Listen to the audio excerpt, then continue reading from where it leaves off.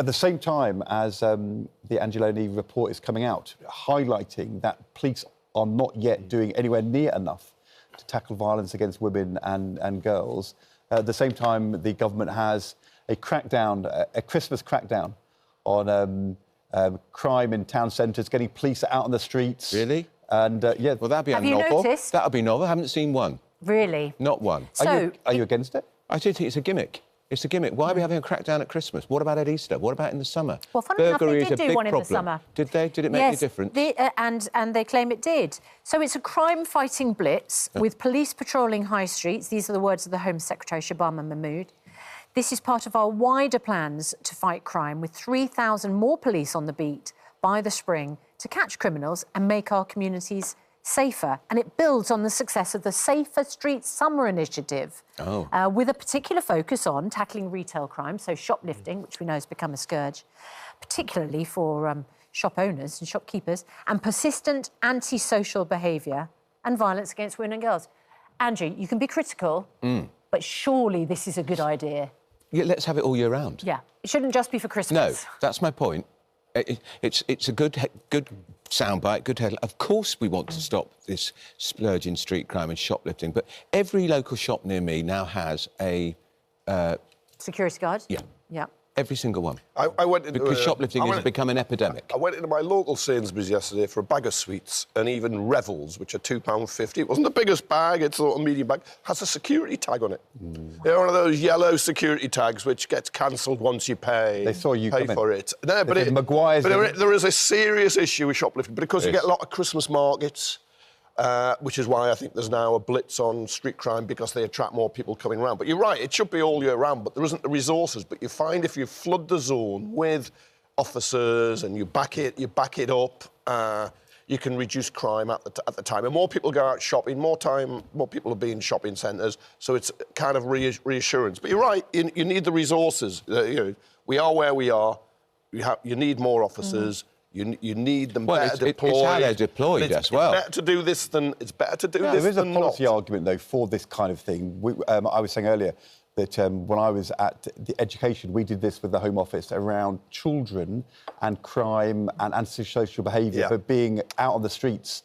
And it was like a Safer Streets drive. And what you're doing is, it's partly about confidence, showing the shopkeepers and people out on the streets the police are there, but also it's about changing behaviours within the police forces, the links with the pubs, the shops, try to kind of get things more coordinated, and you hope that that then has a knock-on impact all the year round. But, of course, you can't do that if you haven't got the police officer there. Yeah, Tony Blair had that phrase, call it a cliché if you like, tough on crime, tough on the causes of crime. And I think that's what you have to be. You've got to be tough on the crime with enough police officers to deter, catch. Then you have to prosecute, punish. But you also have to be tough on the causes of crime. Why are they out there? Why are some people being criminals this way? It's the whole mindset. Look, when that comedy writer, Graham Linham, was arrested at Heathrow Airport, was it 5 or was it 6 police officers detained him? What an absurd overreaction. Well, hang on a second. That's because it was at Heathrow, and Heathrow has loads of armed police who are there in case there's a major incident, and in the meantime, they all got called over. Let's talk about the couple who had got into a dispute with their school over... Better argument. And how many police cars turned up at their home? They were put in a police cell for 11 hours. An absurd overreaction is because, again and again, the police priorities are the wrong ones, and they don't chime with your viewers. They are exceptions, and I agree. No, I don't think they are. They agree. I don't think they are. They have to be. Wasn't an apology to them? No. They got 20,000 compensation. I think the police definitely said that they got that wrong. Yeah, well, they got 20,000. How many more times are they getting it? But they are That's exceptions. the worry. But this is where officers are better deployed if they are in this initiative in shopping centres and areas where people are more likely, families are more likely to be hanging out than, as you say, going and knocking on the door of somebody in a dispute with a school. Can I... the thing about online tweets, social media, you're right. When it is 2 parents who might have legitimate concerns about the behaviour of the school, and the school is an entity, and then they have police arriving at the door, feels completely disproportionate, and, as the police acknowledge, not the correct use of police resources. But what I would say is that this report into violence against women and girls particularly focuses on prevention and intervening early. So set that case aside, there are a lot of women online who experience abuse and experience threats of violence or sexual intimidation or are sent videos of themselves which are pornographic because of artificial intelligence, for instance. And I can imagine that the police are in a very difficult situation because those women feel vulnerable, attacked, abused, unsafe. Now, the argument could be, yeah, but it's just online, so don't worry about it. But there might be an argument that creates a sense of insecurity in women, which makes them feel less safe. And those men who are sending that abuse should be tackled. Yeah. How do we deal with that? Tackle them. I mean, if you're right... But it's going to lead to people who go, it was just a tweet. No, get over yourself. The police should be out on the streets. Occasionally the police get it wrong and it is just a tweet. Now, they're not... Was it non-crime hate offences are just going to be catalogued but not acted on. But if somebody's threatening somebody directly online, it should be treated the same way as if they were threatening them face-to-face. Because it really... You cannot condone or forgive or just gloss over that behaviour. And that's a problem now. I've noticed people on the right always just say, oh, the police shouldn't be looking at what's being said online, but there's some real poison online that has consequences for people. And that has to be tackled. They mustn't get it wrong, but they will get some wrong. You've got to minimise the wrong. But I understand the position the police are in. Yeah. Because on the one hand, we're saying prevent this getting out of hand, enable women to feel secure. An online space has to be a secure place for women and children as well. And police think, hang on a moment, we haven't got the resources to deal with it all. And then they get criticised when they overstep the mark. I suppose the impression that I get from, you know, obviously everybody getting in touch online, we should do both. Yeah. And we should make women, children, men, we should make everybody feel safe. We should definitely have more police on the streets. You just don't see them. No. You just don't. And here you're going to see them, but you're now criticising it. You don't see them. I mean, that's it. No, because it's a gimmick. You're going to see them and you're now criticising It's a gimmick. We'll give you a nice Christmas present because there's a lot more burglaries going on at Christmas. So you want to see more police on the streets? Then when on the streets you say it's a gimmick. Going out shopping or to a nightclub in the next 4 weeks and seeing police on the streets will think, good. If they see them... They'll also think, I'd like to have that all year round, but they're not going to think, oh, my God, why are they wasting their time on the streets here? It's just a gimmick. They're going to think, that is what I want. I think it's popular. I'm sceptical if we'll even see them on the streets. Well, absolutely. They need to be seen if they're going to prevent crime. Yeah, but there is a truth, though. If you're on the street, if you put your office in a street in a shopping centre, well, they can't then be, say, chasing people nicking cars or investigating burglaries. And these are the decisions chief constables, the Home Secretary have to make all the time. Where do you deploy people? But I think it's quite sensible in the run-up to Christmas. When you have Christmas markets, you're going to have later shopping. You're going to have lots of people with, kids and families out there in those areas that you protect them. But just to go back to what Susanna was saying about this report, Lady Eilish Angiolini, former Solicitor General for Scotland, is a report which was commissioned after the terrible murder of Sarah Everard. And she's just produced a report in which she says... prevention in this space, tackling violence in women and girls, remains just words. She says that a quarter of police forces have yet to implement basic policies for investigating sexual offences, including indecent exposure. She said her recommendation in her first part of inquiry that those with convictions and or cautions for sexual offences should be barred from policing. That has still not yet been implemented. Incredible, isn't it? You do wonder Isn't yourself, that staggering? What is going on? That is staggering. I mean, you would think that would be... I mean, is it a legal barrier? Is it a procedural barrier? Is it about the trade union Sarah relationship? Everard murdered by a serving police officer. What a basic... And we knew about his previous offences. It is staggering that the police have not got to grips with this. Look, if a police officer's convicted of a speeding offence, I think you can still serve as a police officer. These are cautions or convictions for sexual offences. But that is, I'm sorry, that's a different area completely, and it should be an automatic, no, you're out. One, you're not coming in, you can't be recruited. Two, if it happens, you're out. That's it. End of. Look, what are the conviction rates for rape too? They're appallingly low. again and again, women will feel they're being let down by the police. When Labour in its manifesto... It's not the police, it's the people who make the priority. The UK Labour government now... Police management. The UK Labour government says it's going to halve violence against women and girls. I can't, when you hear that, we say, what, is half acceptable? The truth is, no, it's not. Half isn't acceptable. It's just... It's very difficult to reduce these crimes because you need enormous resources to do them. But then that means women and girls are being preyed upon and abused, and there's no justice. I mean, it is sickening. Yeah. I mean, for instance, she has suggested, proposed, launch a government-backed campaign to educate the public on recognising and reporting crimes like indecent exposure with targeted messaging for women, men and bystanders.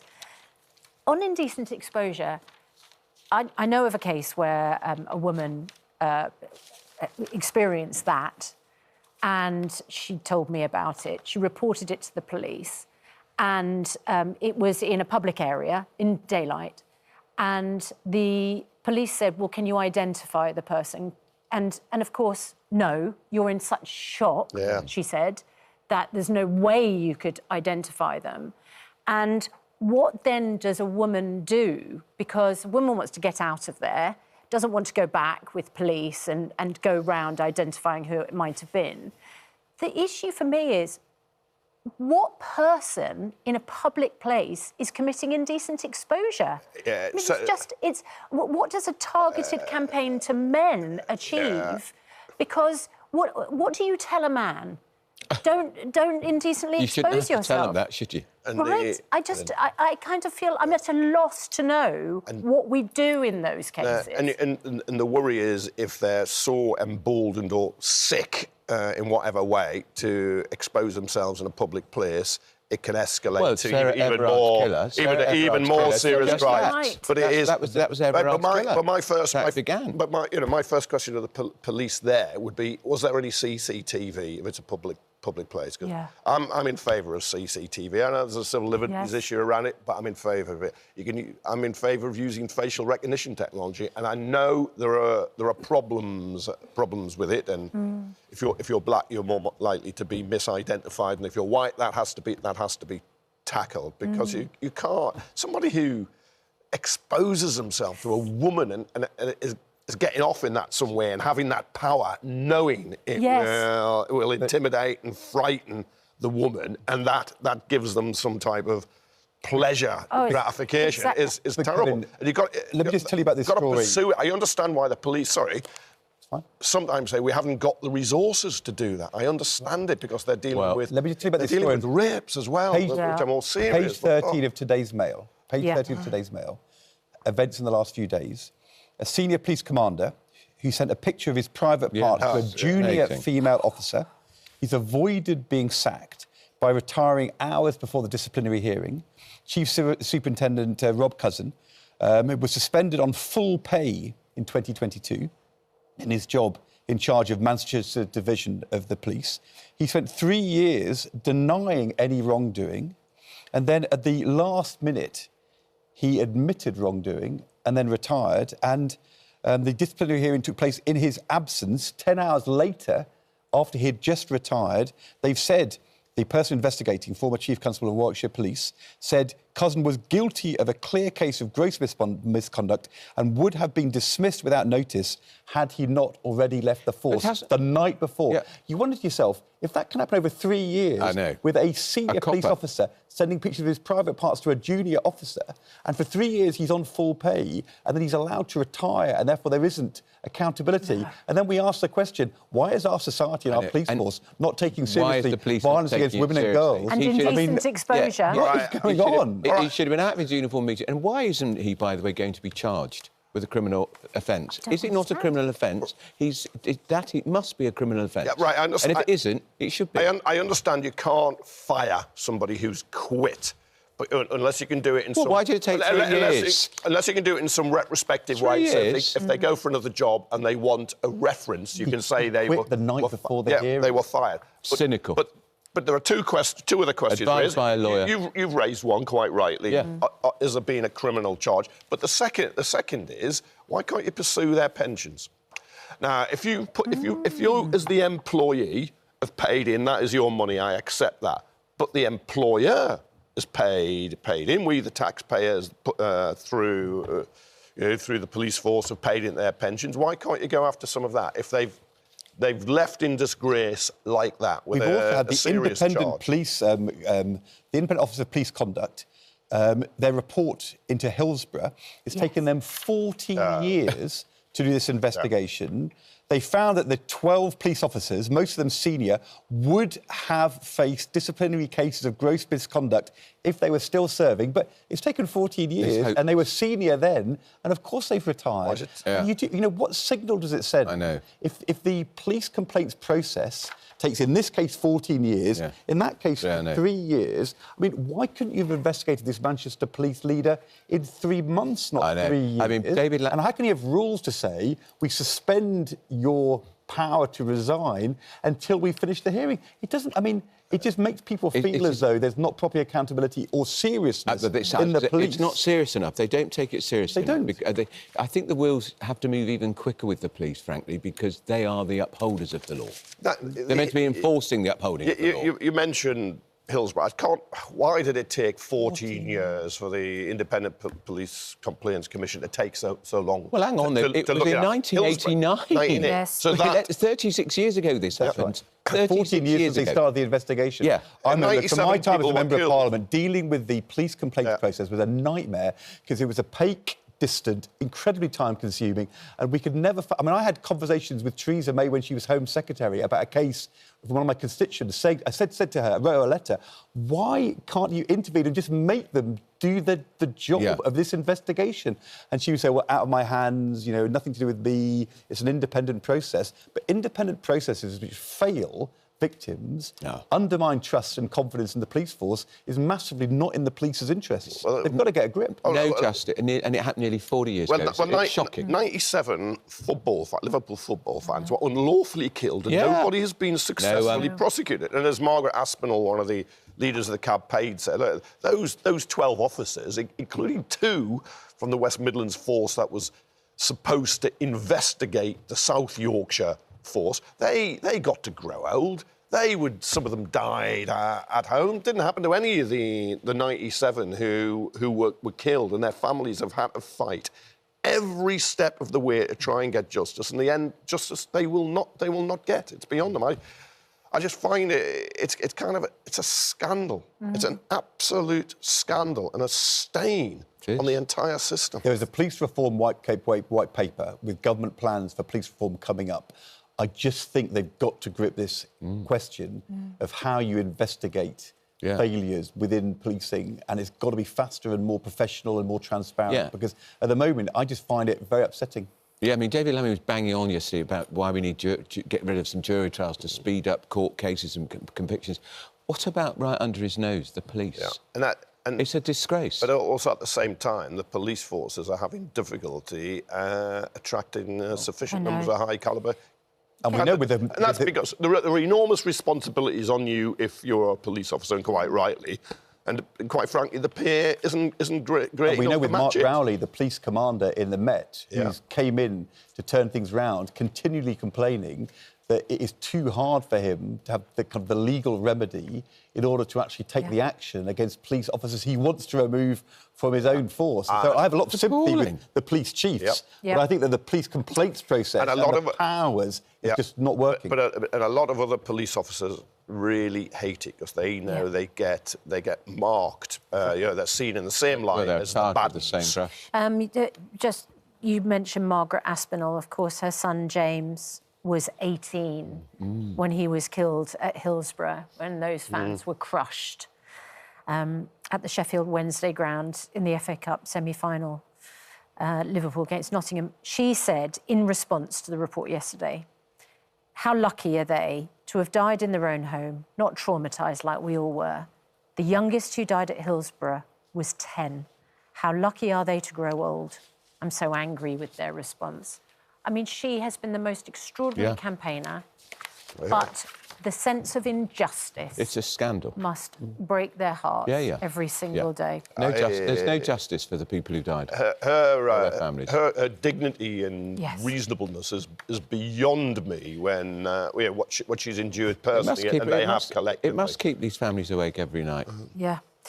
Right, let's talk about something that's also activating people this morning. More people now contacting their doctor via online than on the phone. And nearly all GP surgeries across England have rolled out online consultations. When did you last... I don't want to ask about your private medical details, the cream cleared it up for him. He put it on for a week and the itching stopped and he's all right now. But things will never be the same again. When you last booked a GP appointment, was it on the phone and you had to listen to you are number 17 in the queue from 8 o'clock? A few weeks ago... Or was it online? A few weeks ago, I'm rubbish at online, so of course I called the GP surgery. I was 57. Sorry, you were 57 in the queue? Yeah. Are you serious? No, 47. Oh, no, OK, you're... Oh, yeah, he's down 10. They're dealing with the cases very quickly. So I gave up very quickly. Oh, so you didn't go? Eventually... No, I went in the end. I went in on... but then you've got to find... Wait in the waiting room, and then you got seen? No. I've twice done it online, and it really worked. Yeah. You just go online, you write down a paragraph about what's going on, they ask you some questions, and then... you get a message back saying, this is what will happen now, and they then contact you. I actually found it... Right. I quite liked it. Well, that's a good experience. Rusty on X, doctor's appointments online, no different. My doctor's open online at 8 a.m, and within 5 minutes is offline again, as it says all appointments are gone. Kev says, my granddaughter had a raging earache. We had to fill out a form to get doctors to check. Doctor phoned, said, go to the pharmacy. Went to the pharmacy, told we needed to go to the doctors. And winner on X, this is rubbish, especially for the older generation who don't have access to computers. And also instruction surgeries give you in very small print, not a way to support people who are paying into the NHS. Well, you've got to have both systems for those who aren't online. But Rusty's onto something. There are only so many appointments. Yeah, that's right. A doctor can only see so many people in a day. Yes. And whether those appointments are booked on phone or online, they've gone. But it is... you can see the NHS getting better digitally and online, and you get a lot of text reminding you now. Katie Bramall, the BMA GP committee chair, says this is going to take more GPs away from patient-facing appointments because they have to triage the hundreds online. So we'll talk to the Health Secretary, Wes Streeting, about that.